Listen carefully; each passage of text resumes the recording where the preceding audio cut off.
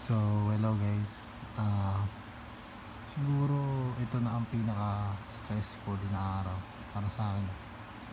Kasi kanina, umaga, natuloy na yung pa-medical ko. Which is nagpa-x-ray na ako. Eh, kanina pa kami naghihintay ni Papa sa ospital. Tapos, di ba kasi pag may red light, hindi ka pwede pumasok sa x-ray room. So, mga alas 30 minutes na ata hindi pa rin namamatay yung parang red room, yung red light sa room. Tapos ang ginagawa pala wala naman palang ginagawa sa loob, parang naglalaro-laro lang ako. Nung nag-x-ray na, saglit lang talaga. Tapos nung buong maghapon, nakatulog ako mga 3 oras.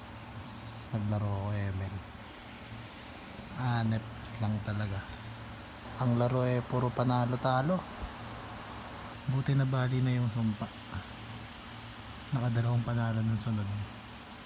Halos pumutok na yung utak ko kakalaro. Yun lang.